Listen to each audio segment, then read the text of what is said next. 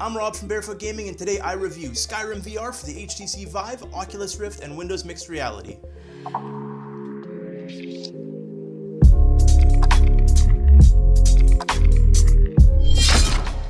I think a good place to start is explaining that Skyrim VR is a port from their 2D or pancake version that originally came out in 2011.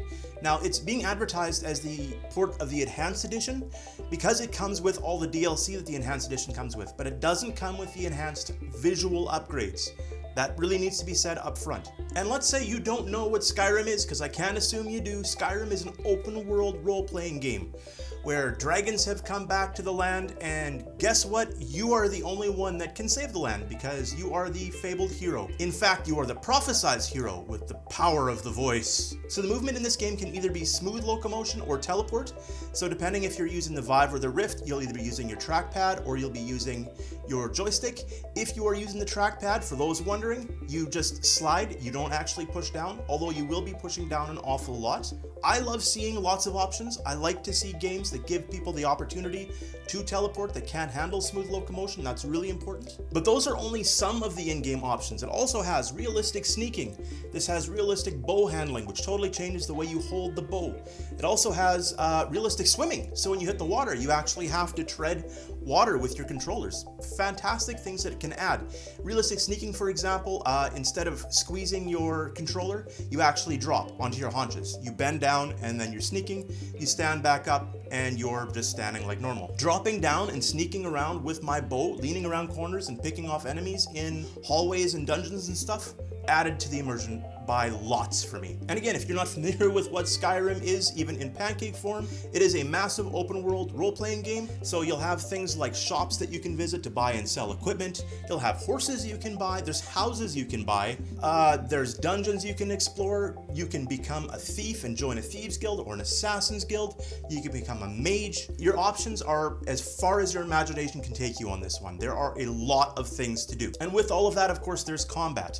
So you can have swords, you can have shields. You'll hold a shield in one hand, a sword in the other, or a bow and an arrow. You can do mage on one hand, so you're firing magic while you've got a sword or a battle axe in the other, or dual battle axe. The options are almost unlimited as to what you can do. The way it deals with combat is when something comes at you and hits you, it prevents you from just waggling. And I would kind of say a lot of games struggle with this that are medieval in style, where you're sword fighting, is you can wee waggle. You just swing, swing, swing, swing, swing, and eventually you're going to kill the enemy. This game prevents you from doing that, because if they get too close or if they hit you, your weapons will disappear for a second because you've been stunned. You have to wait till they come back, which actually makes you think. And then when you're using a bow and they're getting in close and whacking you and you don't have a bow to fire back because you're in your stunned mode or whatever you would call it, it really makes you think. I like it. I think it adds to the complexity of the game. Then of course there's leveling up. If you're familiar with any role-playing game, and if you've played Skyrim before, this part you'll understand, but you can level up things like your sneaking, your lockpicking. Oh, I love lockpicking.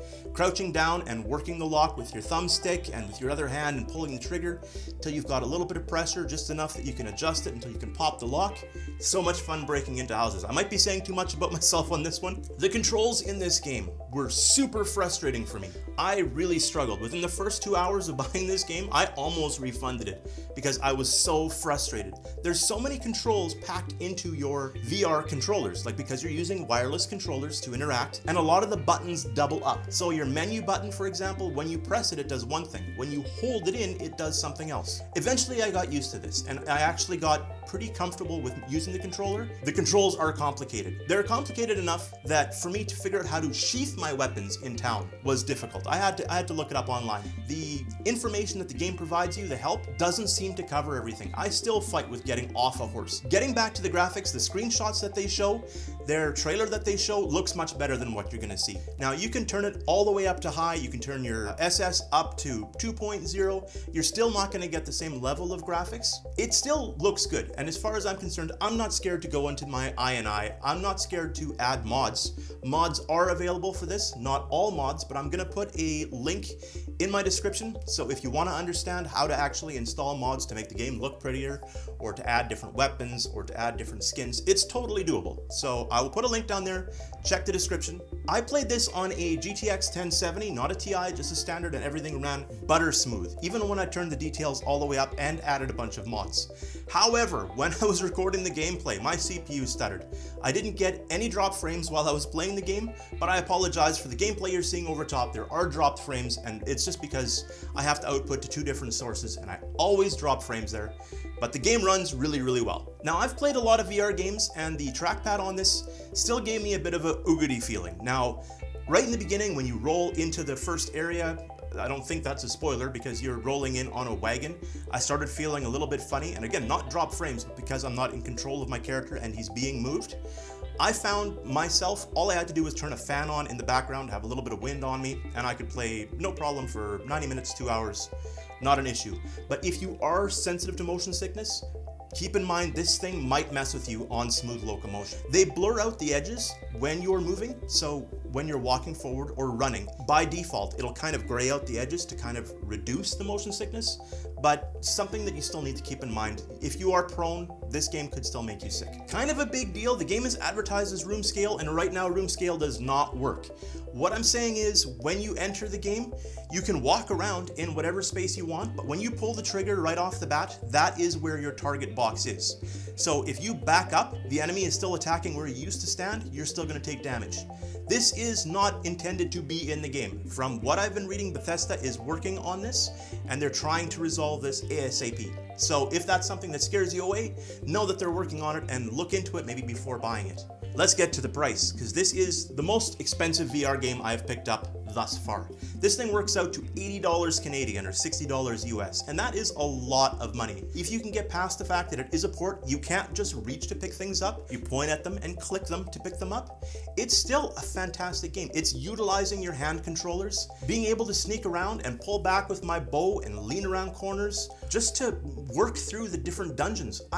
Honestly, I had so much fun in this game. So for myself, I'm scoring this a solid 4 out of 5. It is very expensive.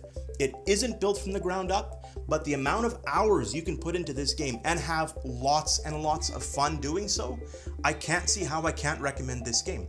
It's not going to be for everyone. If you're looking for an action shooter, stay away from it. If you're looking for a sim game, stay away from it. If you liked Skyrim, I think you'll like this. If you have played Skyrim to death, they didn't add anything new. It's still Skyrim, but now it's in VR. That's it. That's the review. Thank you so much for watching. If you have any questions, reach out to me. Like I said, I will leave that link below for any mods and such. Like, comment, and I'll talk to you again real soon. See ya.